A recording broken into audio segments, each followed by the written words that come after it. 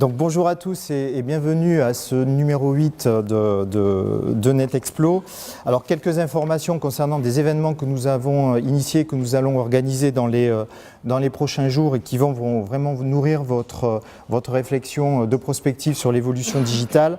Le 31 mars, j'aurai le plaisir d'animer les premiers InnovDays, donc toutes les innovations du groupe BPI chez nous qui concernent l'ensemble de nos offres digitales que nous avons innové, élaborées, notamment à Coworking ou en Open Innovation depuis maintenant 2 ans. Plutôt sur les pratiques talent management. Cette opération sera renouvelée régulièrement. Donc nos clients pourront tester les solutions en ligne en matière de sélection, de développement et de mobilité des cadres et des dirigeants. Le 8 avril, et ça c'était un vrai pari, nous avons réussi avec l'association Astrée, qui est un observatoire des évolutions sociales, à faire rencontrer 100 jeunes et 100 managers pour imaginer le nouveau contrat social. On a conduit des enquêtes, avec des exercices de créativité, on a demandé à un certain nombre de jeunes représentatifs d'imaginer le monde de demain et d'imaginer et de nous préciser leur niveau d'engagement vis-à-vis des entreprises. Donc le pari est gagné, je ne veux pas vous livrer le contenu. On fera travailler 200 personnes autour de ces réflexions et seront présents également le ministre de la Jeunesse et des Sports qui va travailler avec nous durant la demi-journée et François Rebsamen avec pour grand témoin la direction générale de la Poste. On vous livrera le contenu sans difficulté sur nos différents sites. Autre événement aussi qui a attiré beaucoup d'attention, c'est le 16 avril à matinée, sous l'impulsion de Sabine Lockman, directrice générale de BPI, nous allons essayer d'imaginer l'entreprise et les talents de demain. Ça devrait se dérouler dans le Marais, donc dans un lieu qui s'appelle la cour du Marais. Et on aura le plaisir d'avoir autour de la table Marie-Bernard Delorme, donc directrice des talents et des dirigeants du groupe Orange, qui en plus va échanger sur les nouvelles données en matière de talent management qui ont été intégrées dans le nouveau business model d'Orange qui vient d'être publié. Sera également présent Marie-Noëlle Champetier, DRH d'Amadeus, Amadeus qui porte haut et fort le talent management, puisque c'est un des leitmotifs HR d'Amadeus pour les prochaines années. Et puis d'autres personnes seront présentes, notamment des jeunes start-up qui imaginent le monde de demain et qui ont déjà développé des solutions innovantes en matière de recrutement. Et nous nous retrouverons le 19 juin ici même pour le prochain Management Café avec AXA. Donc je pense qu'il y a des gens d'AXA dans la salle, puisqu'AXA a vraiment développé une approche des serious games assez particulière, intégrée, et on tenait à vous faire part un petit peu de ces avancées. Pour peut-être introduire le sujet, tout au long de ces 7 numéros de Management Café, on s'est rendu compte que les évolutions étaient rapides, qu'elles touchaient aussi bien notre vie personnelle que notre vie professionnelle. Et ce que j'avais envie de faire aujourd'hui, et NetExplo était d'accord avec ça, c'est peut-être de prendre un temps de pause. On a beaucoup montré ce qu'on savait faire les uns et les autres. On a beaucoup montré quelles en étaient les limites, quelles étaient les conditions aussi qui facilitaient la digitalisation des organisations comme les nôtres. Mais on ne s'est peut-être pas suffisamment posé sur ce qui ne fonctionnait pas. Sur la façon dont on devait embarquer les collaborateurs qui sont des acteurs majeurs de la digitalisation de nos organisations. Et j'ai relevé quelques chiffres là d'une récente enquête TNS Sofres que vous avez dû avoir, parce que je sais qu'elle a été partagée dans les réseaux sociaux.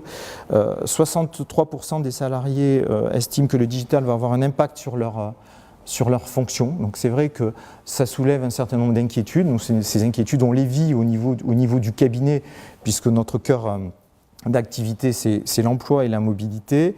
Et quand même, 48% d'entre eux estiment qu'aujourd'hui, ils sont déjà dans cette transformation et que cette transformation a déjà impacté leur usage et leur métier au quotidien. Ce qui est beaucoup, j'ai été assez surpris par ces chiffres-là. Et pourtant, à peine 30% des salariés se sentent tout à fait à l'aise avec les nouvelles pratiques digitales. Donc on a à la fois une évolution digitale qui avance vite, qui est déjà intégrée dans les approches métiers, avec des salariés qui en reconnaissent le bienfait en matière de développement personnel, et pourtant ils se sentent assez éloignés ou pas assez aidés et supportés en matière d'intégration digitale.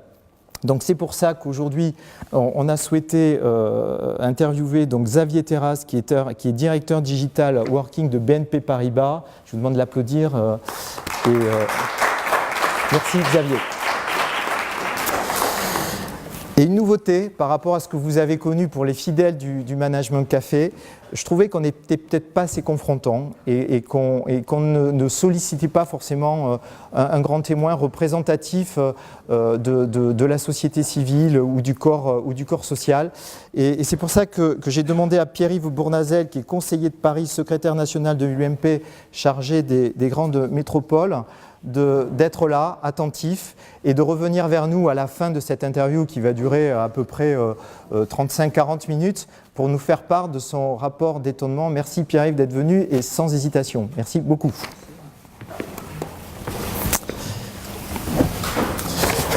Bien Xavier, concernant dans le cadre de la préparation de nos échanges, vous avez plutôt souhaité poser des faits, des certitudes, des doutes, des questions sur ce que vous avez fait. Peut-être quelques mots sur vous, sur BNP Paribas. Oui, alors d'abord, juste un point, pourquoi j'ai souhaité dans cette partie exprimer quelques doutes et quelques questions, c'est qu'il se trouve que j'ai commencé ma carrière en 1983 à la Datar et j'étais chargé de créer l'entreprise sans papier, de diffuser la carte à mémoire et de mettre en place les réseaux câblés sur fibre optique. On est en 2014, je n'ai toujours pas vu d'entreprise sur papier. La carte à mémoire, ça marche à peu près, et la fibre optique, il suffit que vous lisiez les journaux pour voir qu'on est encore en train de se poser la question sur le sujet. Donc ça, c'est un point important, c'est quelque chose d'extrêmement fort chez moi, c'est cette notion au temps, cette notion de temps en temps d'interrogation. Ça, c'était sur moi rapidement. Alors, juste un point, parce que je sais que c'est quelque chose que va faire NetExplo, je me sens plutôt une élite connectée que des élites déconnectées, comme certains ouvrages pourraient le laisser penser en ce moment. Alors, BNP Paribas. Donc, BNP Paribas, c'est la première banque de la zone euro. C'est une banque dont la direction générale réaffirme le modèle intégré, c'est-à-dire une vocation de banque universelle, faisant à la fois de la banque de détail dans un certain nombre de pays, faisant de la banque d'investissement et de financement, faisant des services financiers, faisant des activités comme le leasing, comme la location de véhicules. Donc une volonté extrêmement forte d'avoir une vision de banque universelle au moment où un certain nombre de régulateurs voudraient séparer les métiers, voire même où un certain nombre de banques veulent changer. Deuxièmement, et c'est extrêmement important pour la suite, BNP Paribas a quand même en 2014 subi un choc violent et une maladie très grave qui est, vous le savez, cette amende de 9 milliards de dollars liée à quelques opérations sur des pays sous embargo. Donc ça, c'est quand même extrêmement important parce que toute la suite des réflexions que nous avons sont quand même dans ce cadre extrêmement prudente et extrêmement attentive. Voilà ce que je peux dire sur BNP Paribas. Donc vous portez entre autres cette transformation digitale au sein du groupe, mais on a toujours une motivation quand même derrière ça. Donc qu'est-ce qui vous fascine dans cette transformation ? Est-ce que la société qui se dessine vous inquiète ou est pour vous source de développement d'une nouvelle économie qui nous sera forcément plus favorable ? Alors, je crois que de toute façon, il y a des choses inéluctables. Le numérique est parmi nous. Donc il faut vivre avec, il faut en accepter les bonnes comme les mauvaises choses. Je voudrais simplement qu'on n'oublie pas que le numérique doit être fait pour l'homme et pas l'homme pour le numérique. Si on utilise le numérique comme un soutien à l'activité humaine, je pense qu'on rentrera dans une nouvelle époque. Si on veut asservir l'homme aux résultats statistiques que pourraient donner des modèles de données ou des modèles statistiques, je ne suis pas sûr que l'humanité progressera. La digitalisation chez BNP Paribas, comme dans nos différentes organisations, s'appuie sur quel propulseur Alors, la banque de détail multicanal a été lancée par BNP Paribas, qui s'appelait encore BNP, à la fin des années 90. Et la première opération vraiment numérique, je dirais, c'était le premier centre de contact virtuel qui date du 4 juillet 2001. C'est une date qu'on retient dans le groupe. Et depuis, on a toujours voulu travailler dans le numérique avec les clients. Ce que je peux constater sur cette histoire de 14 ans, c'est que j'ai trouvé une année que je mets un peu en exergue, qui est l'année 2007. Alors, l'année 2007, il se passe une chose extrêmement importante au niveau mondial, c'est le lancement de l'iPhone. 2007, ça fait 8 ans. Et en 2007, les clients de BNP Paribas vont augmenter leur visite sur le site internet de plus de 40%. Le site n'a pas changé, le site est toujours le même, a la même ergonomie, a les mêmes services, mais il y a 40% de trafic de plus. Troisième élément, quand on recreuse un peu cette année 2007, on se rend compte que c'est l'année où les équipements privés vont devenir plus performants que les équipements professionnels. L'arrivée de l'iPhone est un moment où les appareils que les gens de grande consommation sont plus modernes que les appareils qu'on donne à l'entreprise. C'est pour moi un élément extrêmement important parce que depuis, les entreprises, j'ai cette impression, courent après l'innovation technologique donnée par ce marché grand public. Ça, c'est le premier point. Le deuxième point, c'est qu'on voit, il suffit d'aller à toutes les conférences sur le digital, pour l'instant, dans les conférences inter-entreprises, c'est la relation avec les clients. Comment je vais mieux cibler le client, comment je vais utiliser toutes les données structurées, non structurées pour aller travailler les clients. Notre conviction chez BNP Paribas, c'est que si nous ne considérons pas nos collaborateurs comme des clients et que nous ne les faisons pas travailler de la même manière que nous voulons qu'ils travaillent, entre guillemets, quand ils sont clients, nous allons rater tout l'intérêt du numérique et en même temps, nous allons frustrer nos collaborateurs qui se disent « vous nous faites faire ça à l'extérieur, pourquoi on n'a pas le droit de faire la même chose à l'intérieur ?» Donc, conviction extrêmement forte, la survie des entreprises doit se jouer autant sur la digitalisation de la relation client que sur la digitalisation des méthodes de travail, d'où la création du programme Digital Working en 2013. Le secteur bancaire est un secteur qui est très contraignant, d'autant plus à l'international, en local et à l'international. Finalement, cette initiative, elle s'appuie sur quoi ? Alors, le groupe a lancé en 2012 un grand programme simple et efficient qui voulait à la fois améliorer, nous sommes quand même une entreprise, ses ratios de rentabilité, et en même temps, dans un groupe devenu mondial, travailler plus simplement. Et donc Digital Working fait partie des deux expériences transverses sur l'axe simple du programme simple et efficient. Alors ça a un avantage, c'est qu'a priori, je ne suis pas tenu de fournir un ROI a priori. C'est-à-dire, on sent qu'il faut y aller, mais on est strictement incapable de donner un bilan économique. Alors je dirais si, je peux en donner une infinité. Simplement, je suis incapable de dire lequel sera le bon.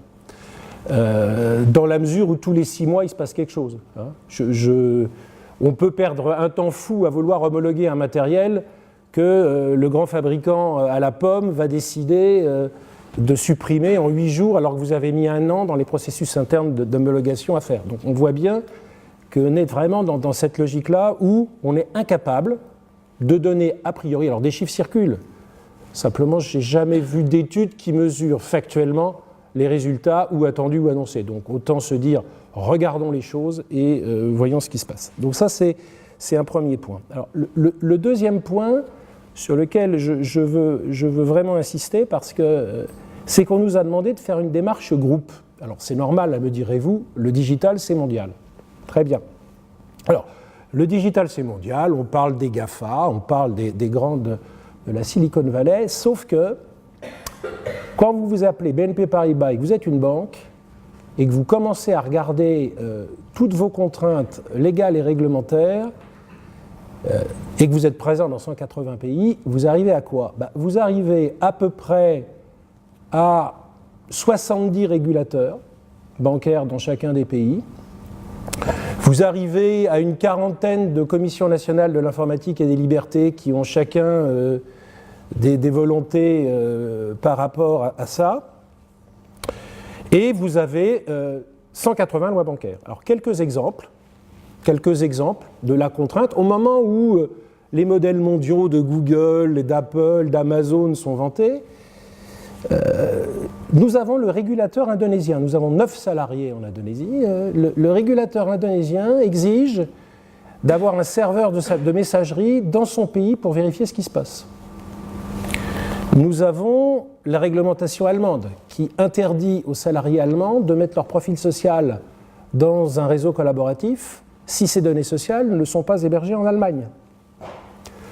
On voit donc qu'il existe, quand on veut faire quelque chose de mondial, un certain nombre de freins qu'il faut lever, mais en même temps, je dirais que ça, c'est aussi l'intérêt de ce job, c'est qu'il faut utiliser ces freins pour en faire des accélérateurs plutôt que se dire on ne va rien faire. Et comme je le dis souvent, si on avait appliqué le principe de précaution constitutionnelle en France, nous n'aurions rien fait parce qu'on est au moins sûr que là, on est totalement constitutionnel, mais ce n'est pas du tout le marché. Donc ça, c'est vraiment quelque chose d'important. Deuxièmement, la mobilité. Alors, la mobilité, je fais un plaidoyer même avec mes équipes. Quand vous regardez les 180 000 postes de BNP Paribas, on a 5% de portables et 95% de fixes. L'agence de la rue de la Boétie, elle est rue de la Boétie. Les gens, ils ne vont pas bouger, ils ne vont pas aller partout.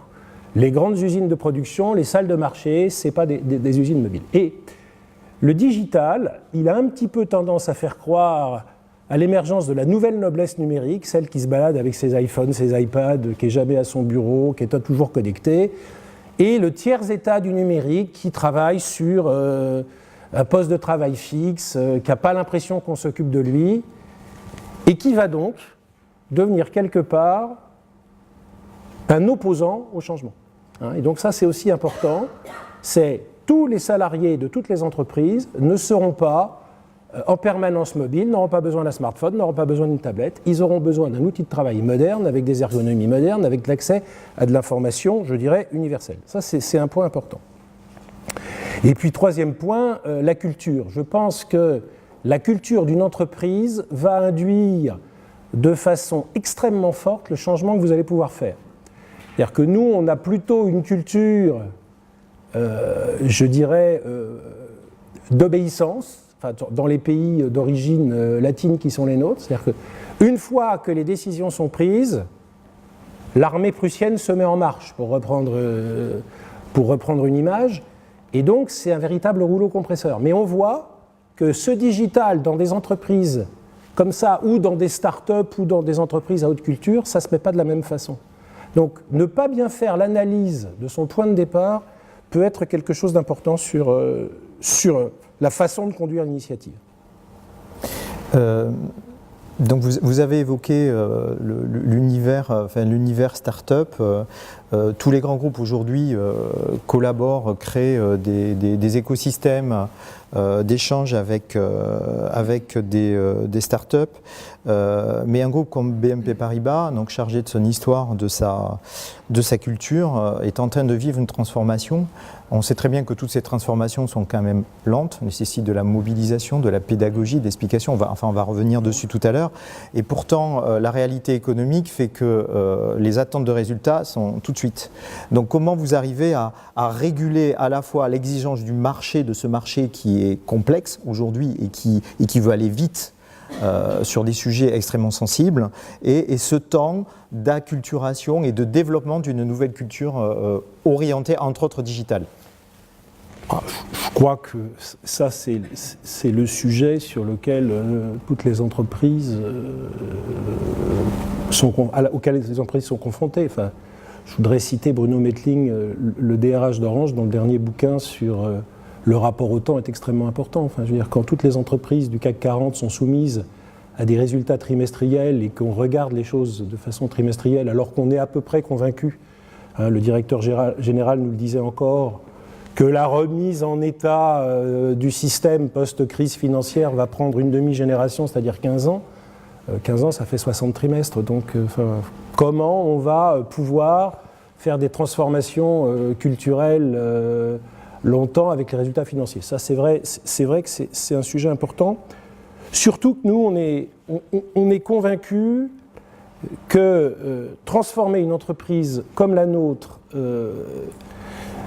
elle exige deux choses. Elle exige d'abord un changement de paradigme extrêmement fort sur la culture de l'entreprise et donc la relation qu'on va avoir avec nos salariés.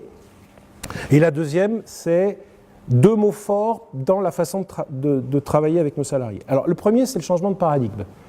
Aujourd'hui, on considère les banques, voire les entreprises, comme des châteaux forts. C'est-à-dire qu'il y a des informaticiens qu'on construit des murs, des douves, des donjons, des trucs. On a mis la sécurité, les firewalls, les mots de passe dans tous les sens. Et ce qu'on voit, c'est que le salarié, il se dit, si je peux le faire, c'est que c'est autorisé. Et donc, je dirais, il ne s'autorise pas à penser, il ne s'autorise pas à créer, et il ne s'autorise pas à faire tout ce qu'on voit arriver dans les startups du numérique. Et en fait, on s'aperçoit que ce qui est le nerf de tout ça, c'est le traitement informatique, c'est le processus dans une banque, c'est le processus de crédit immobilier, c'est le processus de souscription d'assurance, et donc on est bien dans des traitements, on n'est pas dans des données. Quand on passe dans le numérique, et on le voit bien avec tout ce qui se passe dans le big data, la donnée devient centrale. Et quand la donnée devient centrale, c'est plus un château fort qu'il faut faire, c'est un aéroport. Et dans un aéroport, il y a trois zones. Il y a la zone publique, dans laquelle tout le monde peut aller, qu'il soit ou non collaborateur de BNP Paribas. Ce sont les informations publiques qu'on met à disposition de l'ensemble de la population mondiale. La deuxième, c'est une fois que vous avez un billet, vous rentrez dans une zone après l'embarquement, vous allez vous balader dans tout ce qui est ouvert, par exemple, à tous les collaborateurs de BNP Paribas. Et la troisième, c'est la salle d'embarquement, dans laquelle vous allez avoir à dire « je ne m'adresse qu'à cette population de ceux qui ont pris le vol pour Francfort ou le vol pour Pékin ». Ça nécessite un changement extrêmement fort d'organisation au sein des entreprises. On parle beaucoup de Chief Digital Officer. Moi, je pense qu'un des véritables changements, c'est de faire qu'il y ait des gens qui deviennent des propriétaires de data. C'est quoi la client? C'est quoi une donnée dans l'entreprise? Il y a quelqu'un qui doit en être propriétaire et qui doit regarder, définir son niveau de sécurité, définir ce qu'il a à faire, sinon on ne peut pas avancer. Une fois qu'on a fait ça, il y a deux mots-clés qui deviennent les mots-clés fondamentaux des relations avec nos collaborateurs. C'est confiance et responsabilité. Confiance, parce qu'on va vous donner les clés d'un système qui va avoir toute la puissance qu'on connaît aujourd'hui dans sa vie privée. On peut aller un peu partout. Donc il faut qu'on fasse confiance aux gens. Mais deuxièmement, il faut que les gens soient responsables. Il faut que les gens se rendent compte que dans l'entreprise, ce qui apparaît gratuit dans la vie privée, à savoir la donnée, a une valeur pour l'entreprise. Je discutais hier avec mon homologue de la société L'Oréal. La composition chimique d'un produit cosmétique a autant de valeur pour L'Oréal que pour nous, le compte moyen d'un de nos grands clients. Chaque entreprise a des actifs incorporels et les informations ont une valeur. Les informations ont une valeur et c'est ce qu'il faut apprendre à nos salariés, surtout, je dirais, ceux de la génération Y. Alors 2 anecdotes, hein. La première, c'est chez nous, où un de nos jeunes stagiaires a tweeté qu'il avait rencontré un de nos grands clients footballeurs, je ne vous donnerai pas son nom, et il a dit c'est quand même bien payé, et il a détaillé dans un fil Facebook tous les salaires moyens, les revenus moyens sur le compte. La deuxième, c'est un stagiaire d'une grande entreprise opérateur de télécom qui était tellement content de monter qu'il était à une réunion avec Stéphane Richard qu'il remettait sur son fil Twitter les éléments du discours de Stéphane Richard dans lequel il disait ce qu'il avait à dire sur Free, sur SFR, sur Bouygues Télécom. Voilà, c'est confiance et responsabilité, oui, mais dans un cadre important. Deuxième point, c'est que les numériques, ce n'est pas des outils, le numérique, c'est des usages. Et que si vous ne partez pas des usages, vous allez créer l'outil numérique SEP, signe extérieur de pouvoir. C'est-à-dire vous allez avoir le smartphone de fonction, la tablette de fonction. Alors bien, ça pollue moins que la voiture de fonction, hein, mais c'est quand même quelque chose où on a quand même, hein, il y a beaucoup d'entreprises ici présentes, où on a quand même des chefs qui disent « je veux un iPad ». Pourquoi faire ? Pour avoir un iPad. Enfin, je veux pas caricaturer, mais je suis persuadé. Or, si on n'explique pas les usages aux gens, on ne va pas pouvoir faire. Alors, pourquoi il faut partir des usages ? C'est qu'on sait qu'un numérique va transformer. Mais on sait aussi qu'on ne peut pas dire parce que tu changes d'outil, tu changes de process. Tu dois garder le même process avec un nouvel outil, ce nouvel outil va te faire changer le process. Il faut faire ça en 2 temps. Et donc si on ne centre pas par les usages, on n'y arrivera pas. Troisième chose, le test and learn. Alors ça c'est aussi un mot à la mode, c'est l'agilité. Il faut être agile, ça répond à ce que vous disiez sur le truc. Ouais, sauf que j'ai été, avant de Digital Working, j'ai été directeur informatique de la France de BNP Paribas. Et je me suis posé la question il y a quelques jours, comment aurait réagi mon patron si j'avais fait 6 versions majeures du site internet de BNP Paribas en 6 mois ? C'est juste ce que vient de faire Apple sur iOS 8. Donc, est-ce qu'on peut, dans l'entreprise, accepter les contraintes du test and learn, qui est obligatoire, on le verra tout à l'heure, avec les règles de qualité interne à l'entreprise. Donc on fait du test and learn, il faut faire du test and learn, il faut avoir cette rigueur, mais attention, ça peut avoir des effets collatéraux sur la qualité globale du système. Voilà, Et est-ce que vous êtes favorable à l'expérimentation à une échelle conséquente concernant la digitalisation, les changements au métier, comme l'a fait par exemple Orange à Bonne Nouvelle, hein ? Alors, nous sommes toujours pour des expériences, nous sommes pour des pilotes. Nous sommes en train, on a 3 pilotes de réseaux collaboratifs. La seule chose qu'il faut, c'est qu'on fasse un bilan vrai et réel du pilote. C'est-à-dire que, puisqu'on est en test and learn, il faut accepter que l'échec soit autorisé, qu'il y ait des trucs qui ne marchent pas et qu'il y ait des trucs qui marchent. Or, aujourd'hui, je dois reconnaître que la tendance des patrons de pilotes est plutôt avoir le verre totalement plein que presque vide. Hein. Et on le voit bien, hein, c'est-à-dire que quand on va voir des utilisateurs finaux, ils nous disent des choses que le responsable du pilote ne nous montre pas sous la même lumière. Donc voilà. C'est aussi culturel. Hein. On a souvent évoqué, au-delà des systèmes et de l'accompagnement humain, en tout cas de la transformation digitale, le basique, qui est celui de l'équipement et du matériel. Donc, dès la genèse, le début de cette transformation, qu'est-ce que vous avez, quels ont été vos choix, vos priorités, vos investissements en la matière ? Alors, je dirais, on a dit qu'on changeait de paradigme, ça a été de dire que tous ces outils qui sont aujourd'hui vécus dans les directions informatiques comme des services d'infrastructure où globalement on impose des choix, il fallait passer à une logique de service. D'ailleurs, on a fait ce qu'on fait sur le numérique. C'est que le numérique, on passe d'une notion de produit à une notion de service. Il faut faire la même chose sur les outils digitaux et donc offrir des services à nos collaborateurs. Ça, c'est la première chose. La deuxième chose, on l'a dit tout à l'heure, c'est que tout le monde n'a pas les mêmes besoins parce qu'il n'a pas les mêmes usages. Et donc, pour paraphraser les débuts de l'automobile, tout le monde n'a pas besoin d'une Ford T-Noir. C'est-à-dire qu'il faut passer à la logique de, il y en a qui auront le droit à des tablettes parce qu'ils sont extrêmement mobiles, mais il y en a qui auront le droit à des grands écrans parce que c'est beaucoup plus facile pour leur travail, parce qu'ils ont des tas de documents à voir. Il faut passer d'une offre d'un produit standardisé à une offre de service personnalisé en fonction des usages des collaborateurs. Ça, c'est important. La deuxième chose, c'est qu'on repart des usages. Alors, on repart des usages. La première chose qu'on a faite quand j'ai pris ma fonction a été de décider de ce qui s'appelait l'hygiène sur les mails. Alors, je vais le faire très rapidement. L'hygiène sur les mails, sujet récurrent. C'était une idée. Alors, vous savez, c'est une société allemande qui coupe les mails du vendredi 18h, etc. Donc, je vais refaire l'anecdote du comité exécutif du groupe auquel je participais sur ce sujet. Et j'étais parti en disant, bon, ben, on va interdire les mails après 20h, avant 8h, etc. Et les membres du COMEX m'ont dit, oui, mais là, nous, on finit les réunions. Alors d'abord, il y a les métiers mondiaux, c'est-à-dire qu'il y a des gens qui travaillent partout, donc c'est quoi les fuseaux horaires ? Donc ensuite, j'ai une méthode de travail. Si tu centres tes usages, tu dois me permettre de travailler quand j'ai envie et de pouvoir travailler quand je veux le faire. Très bien. Donc ça, c'est le point important. Et donc, en travaillant ensemble, on a arrivé à...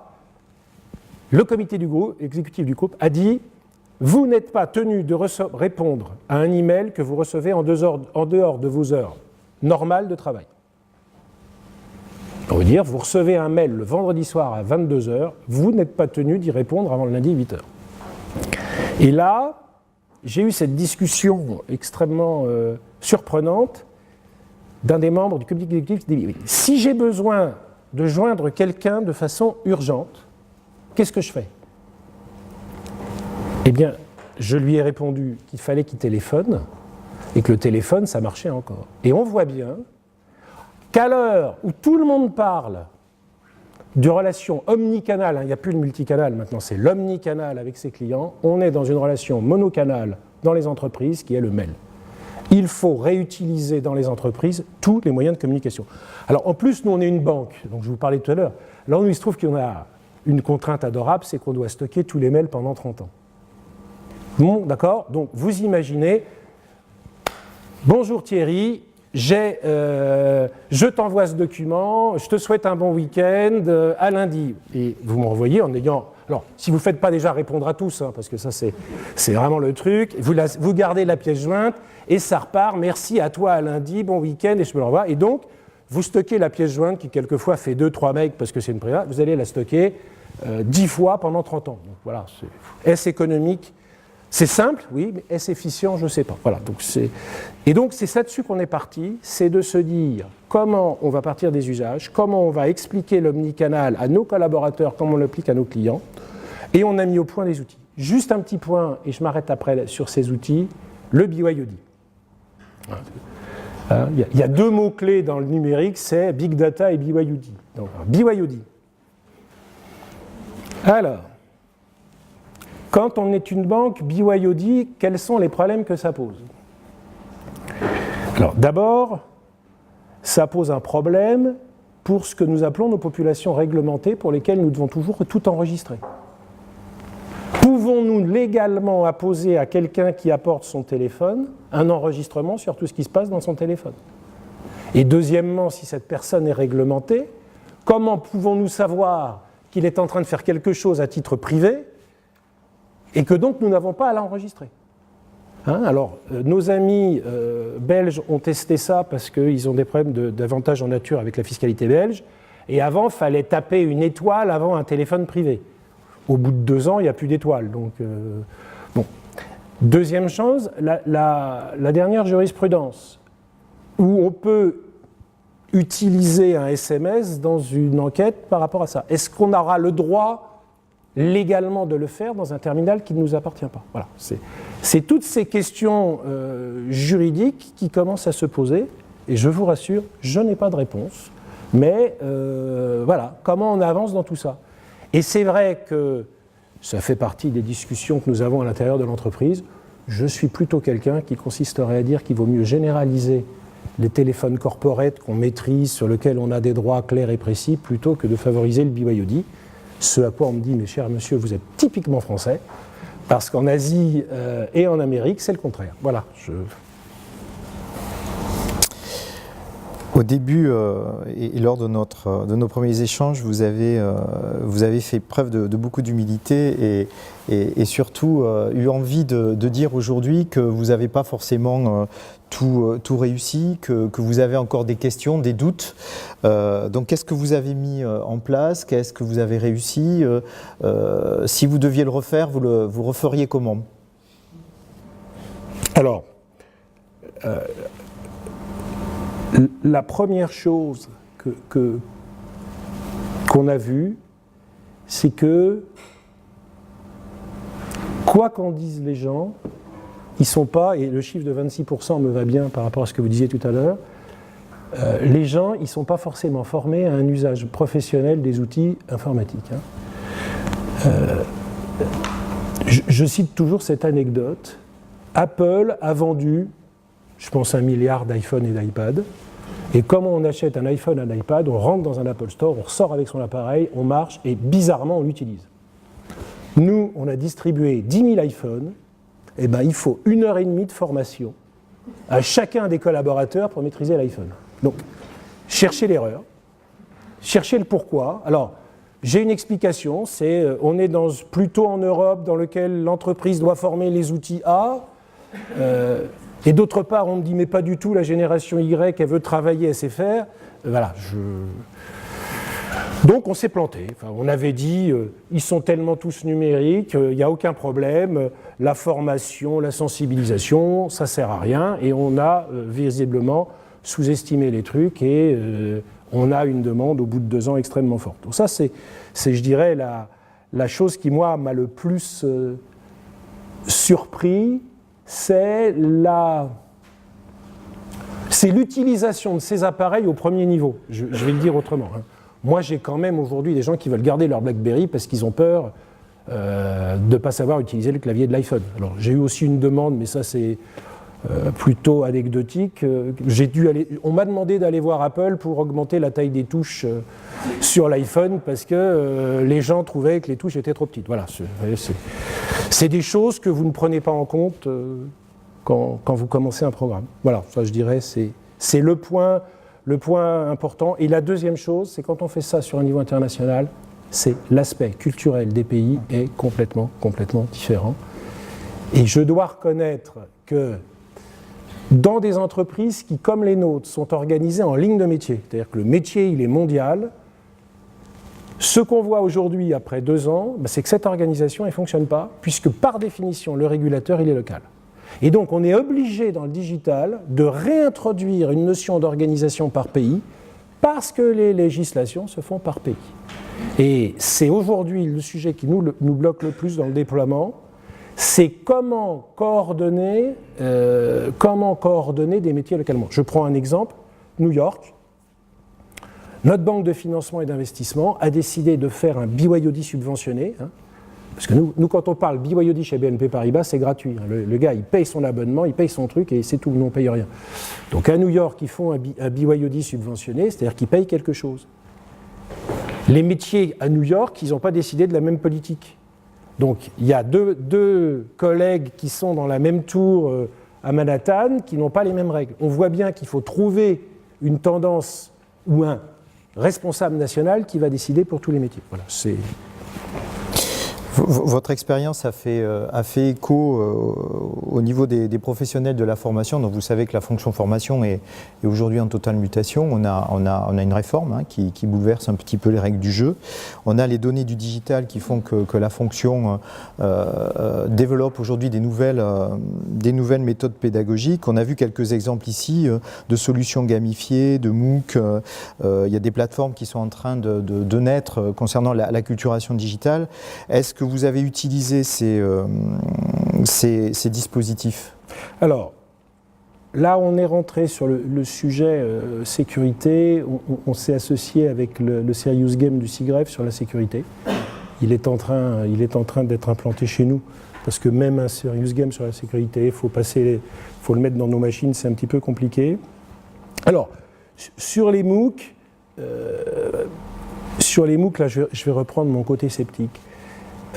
Si le MOOC consiste pour un professeur à être dans un endroit A et au lieu de diffuser un cours à une personne dans une salle, à les mettre dans un endroit différent sur des PC, je pense que c'est pas ça le MOOC. Hein, le MOOC, c'est comment utiliser les nouvelles méthodes pour enseigner autrement. Alors ça, il se trouve, mais ça c'est autrement, que BNP Paribas est un partenaire fondateur de la Fondation Télécom. Faut que je parle plus fort ? Bon. Oui, donc, on est partenaire fondateur de la Fondation Télécom et il y a un projet emblématique autour des écoles télécom sur la transformation de l'enseignement par le numérique qu'on soutient, parce qu'on pense que les MOOC... Alors, comme ça a commencé, on va regarder. Il est évident qu'il va falloir l'utiliser. Comment, pourquoi, je ne peux pas vous dire aujourd'hui. Mais il y a aussi quelque chose, en dehors des nouvelles, c'est de temps en temps, il y a des nouvelles conduites. Moi, je voudrais parler du management. On parlait des collaborateurs, moi, je voudrais parler des managers. Parce que quand vous faites du digital avec un manager, alors là, je ne suis pas dans le téléphone portable, je suis dans le réseau collaboratif, dans les communautés. On a eu une expérience... Un métier a créé une communauté de sa direction générale et dedans, ils avaient à préparer ensemble le plan stratégique de la filiale. Donc, ils préparent, ils collaborent, etc. Et le directeur général émet un commentaire. Il émet un commentaire, il est actif sur le réseau, c'est très bien, il est actif. Et la personne fait du vrai collaboratif. C'est-à-dire, il prend une partie parce qu'il était d'accord, il ne prend pas l'autre partie et il continue. Réaction du patron, mais j'avais dit ça. Donc, on voit bien que le tout collaboratif pose un problème, parce que par définition, le collaboratif, c'est de la co-création ouverte, et ce n'est pas forcément une hiérarchie. Et donc, on voit bien qu'on revient dans le multicanal. Alors moi, j'ai posé la question à des entreprises plus avancées, donc j'ai pris une grande entreprise informatique mondiale, et j'ai dit, mais comment vous faites ? La règle est très simple. Dans l'espace collaboratif, il n'y a pas de hiérarchie. On ne traite que des idées. Et si on veut donner des ordres, on utilise le mail. Voilà, je vous livre comme quoi, si vous voulez, voilà. En vous écoutant, une question m'est venue à l'esprit, et nous vivons tous ça. De par notre législation, de par notre culture et de par notre organisation, on a habitué les salariés à apprendre, à se développer via les systèmes formation. Je suis de ceux qui pensent qu'aujourd'hui c'est complètement dépassé, en tout cas sur l'apprentissage du numérique, et j'ai pas forcément trouvé la solution, mais comment faire pour motiver les salariés, pour leur faire comprendre que leur employabilité va aussi passer par leur capacité à apprendre par eux-mêmes, au-delà des outils et des systèmes que peut proposer l'entreprise pour se développer, pour découvrir leur métier, pour étendre leur champ d'expertise et donc forcément pour être mieux employables, plus performants, au service de la performance de l'entreprise et de leur propre mobilité en interne ou en externe. Alors, je pense que la nouvelle génération va le faire. Mais ça pose une question pour les grandes entreprises françaises. J'utiliserai des termes entre guillemets politiques, je dirais c'est la différence entre le travail et l'emploi. Je pense qu'aujourd'hui, un certain nombre d'entreprises réfléchissent à une vision à 37 ans de l'embauche d'un salarié et de qu'est-ce que je vais faire de mon salarié pendant 37 ans. Et donc là, on est dans quelque chose où on est dans de la longue durée et je ne suis pas sûr qu'on facilite la culture individuelle.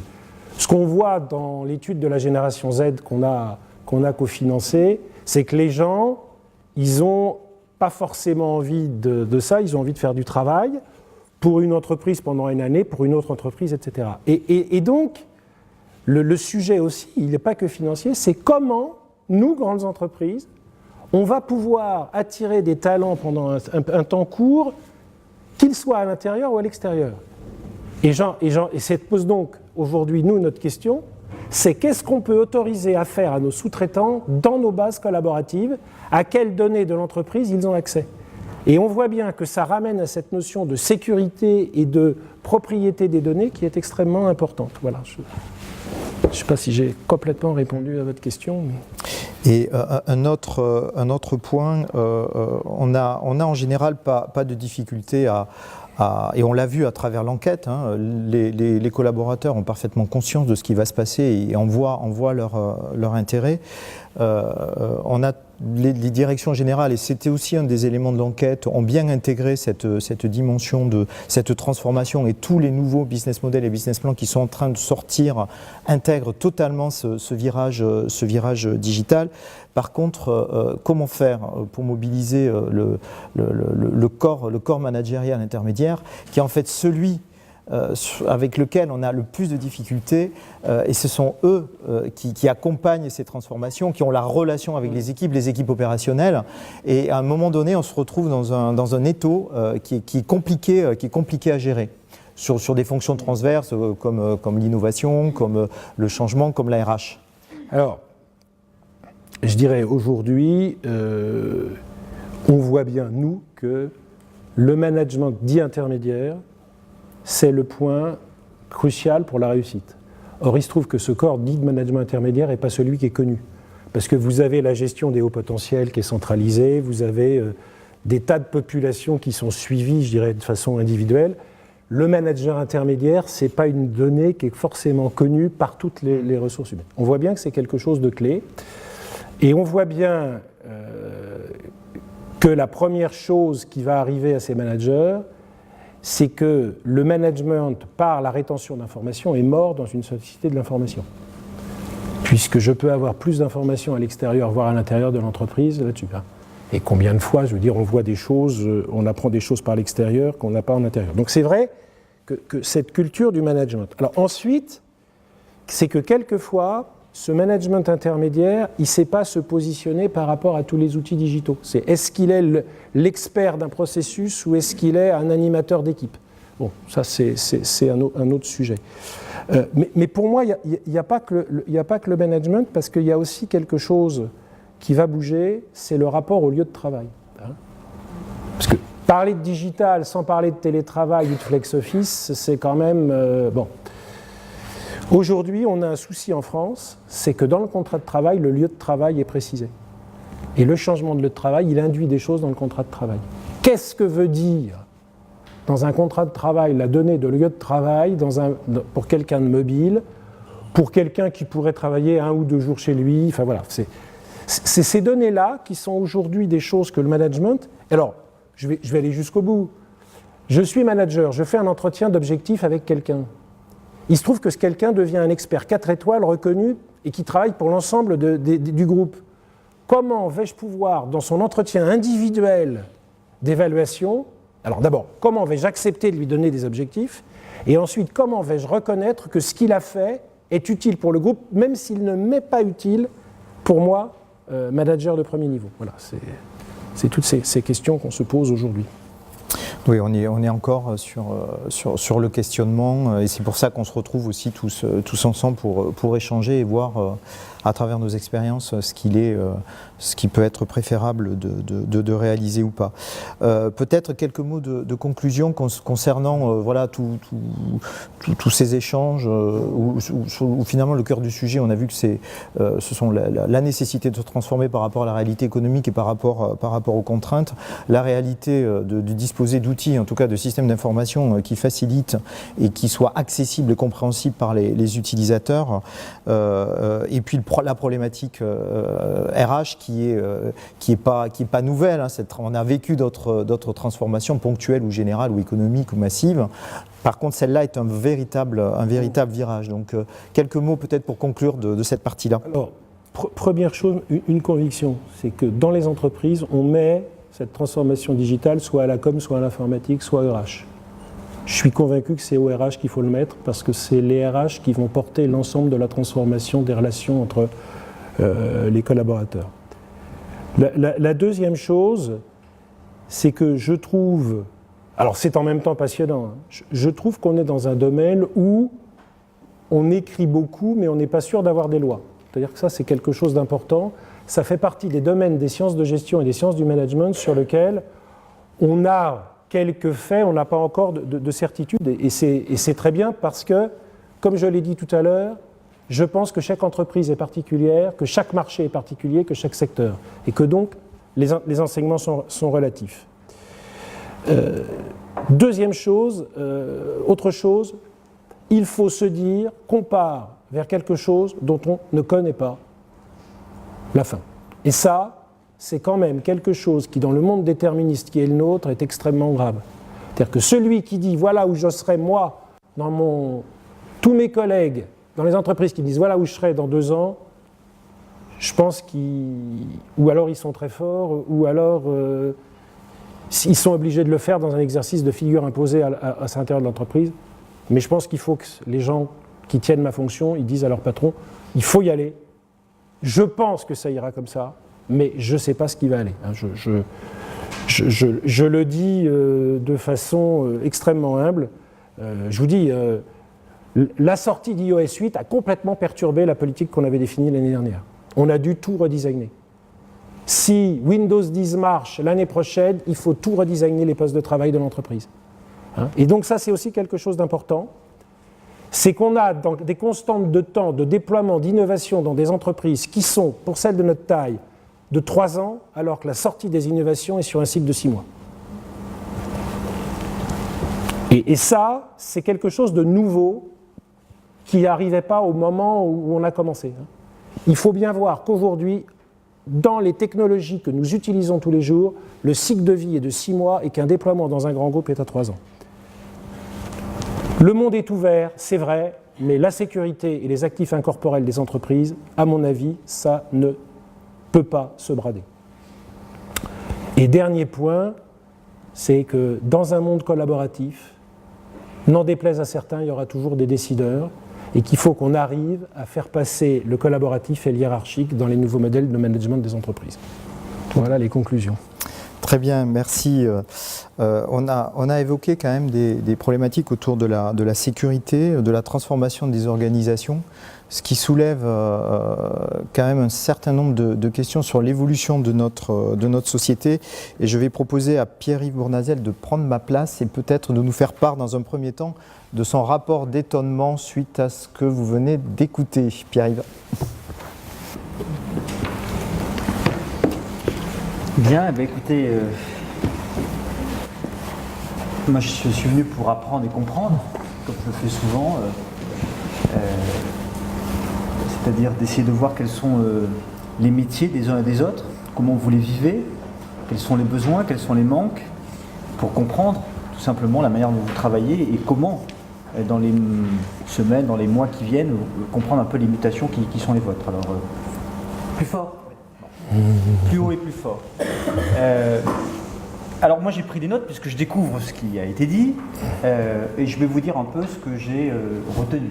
Parce que ma mission, si vous l'avez compris, c'est d'être témoin, d'essayer de réagir. Bon.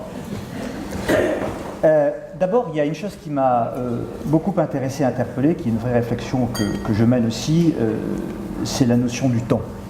Bon. Le monde va très vite.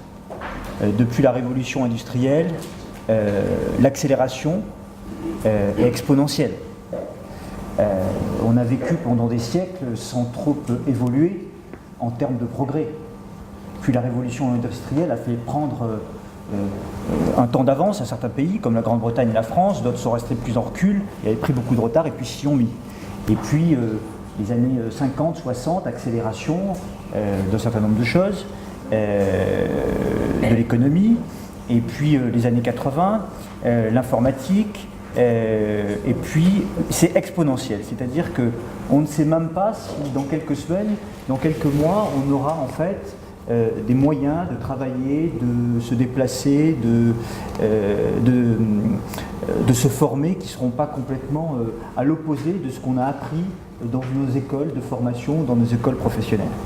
Donc c'est un monde où il faut redonner du sens aussi. Parce qu'un monde qui va vite, c'est bien, on innove, on crée, mais il faut aussi penser le monde dans lequel on veut vivre. C'est la question que je voudrais poser. C'est-à-dire que face à la société de l'innovation de la connaissance, quels moyens donne-t-on à celles et ceux qui savent créer et innover? Donc moi j'ai noté par exemple comme ça brûle pour point un certain nombre de sujets, la formation tout au long de la vie. Comment fait-on en sorte que les salariés puissent être formés tout au long de la vie, puisqu'ils vont changer de métier, ou s'ils gardent le même métier, leur métier va changer. Comment fait-on en sorte, plutôt que de mettre des gens sur la touche, de les reformer au métier de demain et d'après-demain? Comment on impulse ça avec celles et ceux qui ont une capacité d'anticipation, que ce soit dans la sphère publique ou privée, puisque là-dessus, je crois que c'est un partenariat qui doit être redonné. Comment on donne un peu de la souplesse aussi pour organiser cette formation tout au long de la vie? Ça nécessite certainement de revoir complètement le droit du travail et du contrat de travail qui doit être simplifié. Moi je milite par exemple pour un contrat unique de travail extrêmement simplifié qui permette davantage la prise de risque et pour ceux qui veulent innover, ceux qui veulent créer et entreprendre. J'ai noté aussi que par rapport à ce que vous avez dit, que cette innovation, cette société de la connaissance, ce monde qui va de plus en plus vite, c'était la question des limites aussi. Alors c'est la protection de la vie privée. On va certainement être obligé de revoir complètement notre droit, notre manière d'évoluer pour protéger la vie privée, les données personnelles. C'est une véritable question. On sait tout, l'intrusion. Alors là, on a en ce moment une loi sur le renseignement qui, on en parlait tout à l'heure, qui est très intéressante, mais qui est très amusante, puisqu'on va faire entrer dans la loi ce qu'on faisait déjà. Au-delà de ça et de l'actualité, dans les années qui viennent, la vraie question, c'est de savoir comment on permet d'innover, de créer, de permettre d'avoir une société qui avance, tout en gardant un certain nombre de limites par rapport à un certain nombre de protections, notamment vis-à-vis de la vie privée, parce que c'est justement ça le sens et la vision qu'on doit avoir d'une société, comment on vit ensemble et comment on avance ensemble. Ça peut être aussi, par exemple, la question de la fin de vie. C'est un sujet de société. C'est le sens qu'on donne à une société, à notre façon de vivre ensemble, et en même temps, le progrès fait que certains écrivent aujourd'hui, c'est plus de la fiction, les scientifiques, comment on va sortir un peu de l'humain, comment on va créer des gens qui vont pouvoir en fait vivre bien au-delà de ce qu'on aurait pu croire il y a encore quelques mois. Je m'invite à une lecture d'ailleurs dans l'hebdomadaire Le Point il y a 15 jours sur ce sujet. Comment sort-on de l'humain? Bon, c'est pas de la science-fiction, ce sont des scientifiques qui sont en train de travailler dessus. Et donc, la question que moi je me suis posée, et les témoignages que je voudrais amener par rapport à ce que vous avez dit, c'est cette idée qu'il faut qu'on aille vers un monde qui avance, qui innove, de donner les moyens à celles et ceux qui sont capables d'amener du progrès, de le faire, tout en donnant du sens à ce que l'on veut pour notre société. Ça m'a amené d'autres réflexions aussi. Sur la notion du temps, c'est le politique et le collaboratif. Bon, est-ce que le politique est capable de faire du collaboratif? Bon, il a souvent un temps de retard, voire plusieurs temps de retard. Alors il essaye. Il commence à faire des budgets participatifs. C'est-à-dire qu'il commence à dire à des citoyens, on va vous donner une partie de l'investissement de la puissance publique et vous allez décider vous de ce qu'il est plus important de faire. Il y a des conseils de quartier aussi. Bon, moi je suis assez dubitatif parce que je trouve que c'est un lieu où on déverse beaucoup de propos, mais qui au fond n'avance pas beaucoup. Enfin, ça permet de servir un peu de parloir. Moi, la question que je me pose essentiellement aujourd'hui, on l'a vu avec les terribles événements de ces derniers mois, la question que le politique doit poser aux citoyens, c'est qu'est-ce que vous pouvez faire pour votre quartier, mais qu'est-ce que vous pouvez faire pour votre pays? Vous qui travaillez, vous, dans votre vie personnelle, dans votre vie professionnelle, qu'est-ce que vous pouvez amener aussi, au lieu d'attendre des autres et de la puissance publique? Qu'est-ce que vous pouvez faire pour participer, collaborer au progrès de votre pays, de votre quartier, de la société? Je passe en vrac, j'essaie de donner tous les éléments de réflexion que ça m'a amené, votre propos. Vous avez parlé aussi donc, de collaboratif, vous avez parlé beaucoup de digital, les nouvelles technologies, etc. Bon. Le temps politique et l'accélération de ce temps repose la question du sens. Bon. Aujourd'hui, un politique il est tout le temps sur Twitter. S'il n'est pas sur Twitter, s'il ne gazouille pas, c'est un ringard. Donc moi, je suis sur Twitter. Et en même temps, sur Twitter, vous devez exprimer votre pensée sur des sujets extrêmement complexes en 160 signes, c'est bien ça? 140. 140, 160, vous imaginez, le rêve. Non, c'est que 140. Et donc, c'est la simplification, et puis surtout, c'est l'instantané. On est dans le monde de l'instantané. François Mitterrand, il y a très longtemps, disait 15 jours en politique, c'est un temps très long. Aujourd'hui, 1 heure en politique peut être un temps très long. Quand on voit ce qui se passe dans une chambre d'hôtel, Sofitel, en 2011 à New York, et un destin qui peut basculer en une fraction de seconde, une phrase, un mot, une virgule mal placée peut complètement changer évidemment l'approche que vous pouvez avoir. Je ne parle pas de diplomatie, c'est évident depuis très longtemps, mais sur des questions tout à fait ponctuelles ou quotidiennes de l'engagement politique, ça a considérablement fait évoluer la relation du politique aux médias, aux citoyens, etc., etc. Une autre réflexion, c'est le niveau d'action. Je pense que la puissance publique n'a pas du tout les bons niveaux d'action pour travailler sur toute l'économie collaborative, sur tout ce qui peut être l'économie de la connaissance, etc. Pourquoi ? Mais vous pouvez vous appuyer sur ce que crée, sur les maillages que créent les tissus d'entreprise, je pense notamment sur les territoires. Oui, mais justement, je pense qu'on n'est pas du tout adapté. D'abord parce qu'il faut à la fois une échelle très locale, très pragmatique, qui permettent d'impulser des projets. Je vais y venir par exemple sur le Grand Paris, sur les grandes métropoles. Aujourd'hui, on est à l'heure de la concurrence des grandes métropoles. La concurrence des nations, ça n'a plus aucun sens. 55% des investissements internationaux aujourd'hui se font dans quelques grandes villes du monde, dans les villes-mondes. Et l'enjeu, c'est de faire en sorte qu'une grande métropole comme le Grand Paris soit attractive, compétitive et attire les projecteurs du monde entier sur l'économie, sur les nouvelles technologies bien sûr, sur l'innovation, mais aussi sur tout ce qui peut être politique culturelle, tout ce qui peut être développement durable. Voilà, l'exemplarité d'un modèle de développement qui soit le plus performant au monde. Bon, c'est la question, puisqu'on parle de ça, je vais juste développer. Par exemple, la mobilité. Comment fait-on en sorte d'assurer la mobilité, d'aller vite d'un point à un autre, de multiplier les rendez-vous dans une journée. Ça passe par ça. Comment on fait en sorte d'avoir des transports et utiliser la société de connaissances et du savoir pour avoir des transports adaptés. Aujourd'hui, les transports, par exemple, au niveau du Grand Paris de France, ne sont pas du tout adaptés à une grande métropole du XXe siècle, ni en termes de mobilité de déplacement, ni en termes de sécurité, ni en termes d'accessibilité, ni même en termes de travail. Vous travaillez, vous, dans les transports en commun ? C'est pas très facile, c'est pas très évident. Il faudrait déjà qu'il y ait le Wi-Fi.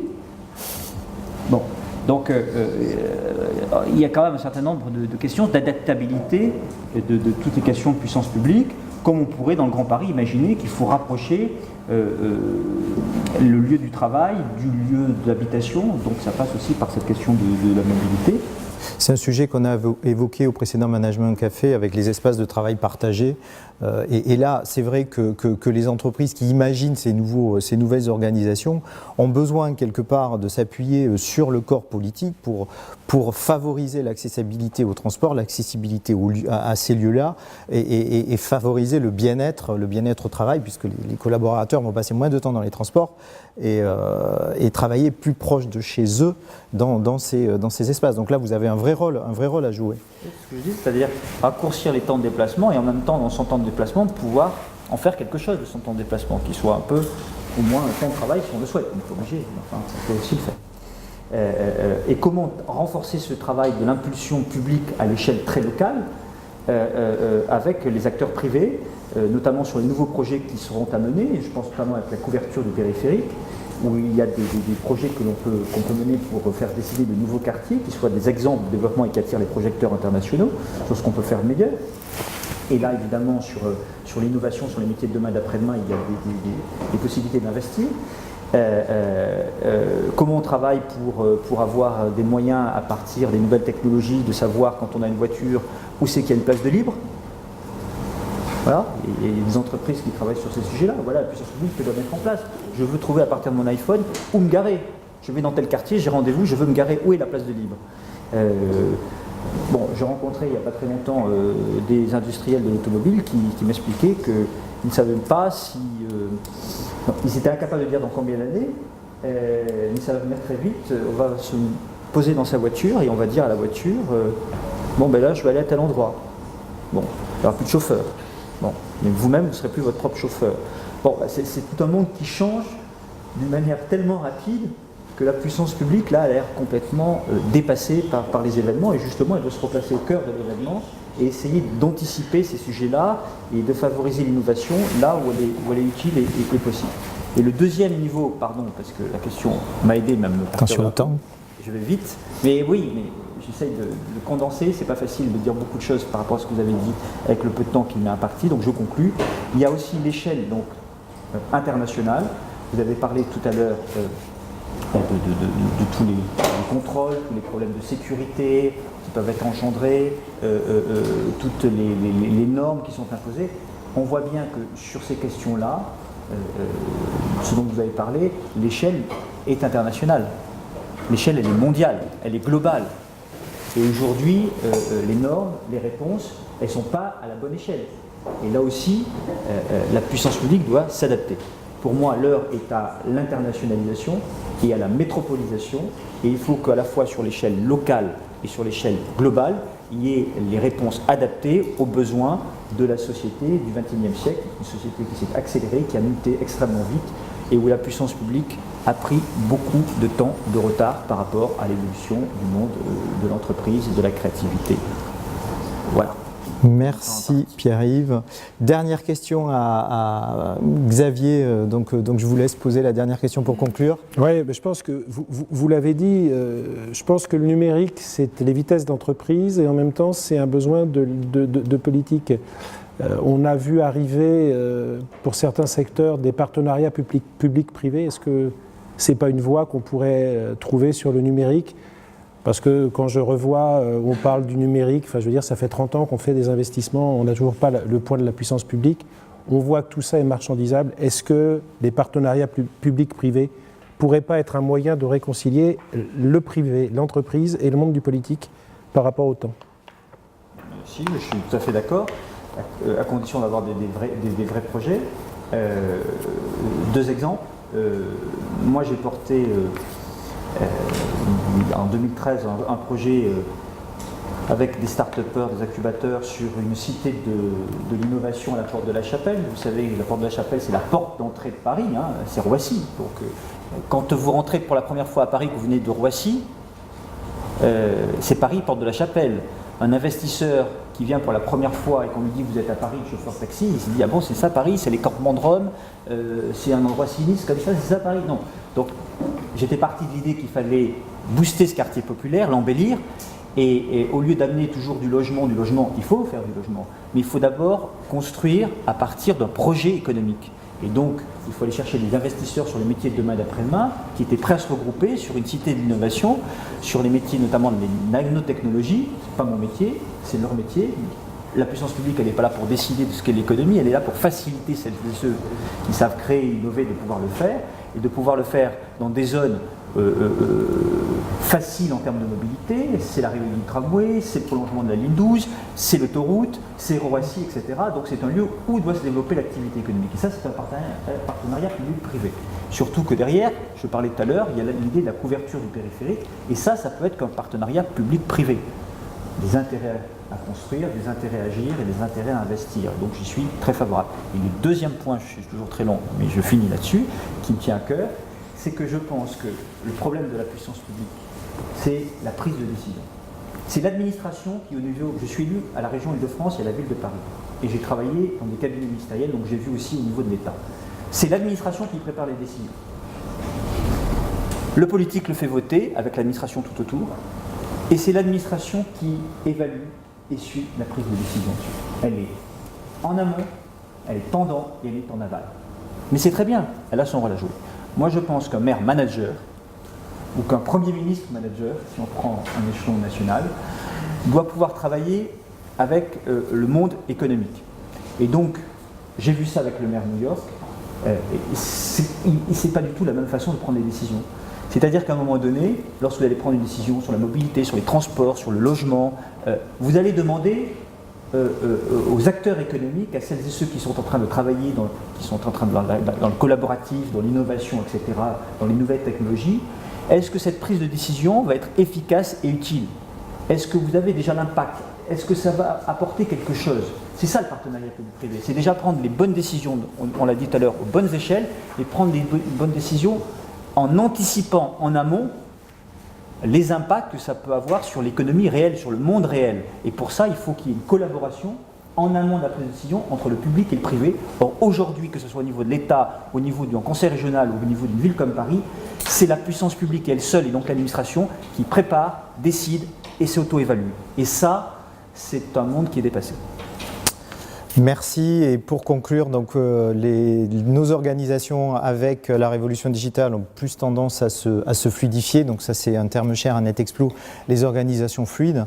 Et la coopération entre les services publics, les services de l'État et le maillage économique semble assez évident pour faciliter l'intégration digitale de nos organisations. Merci et à très bientôt.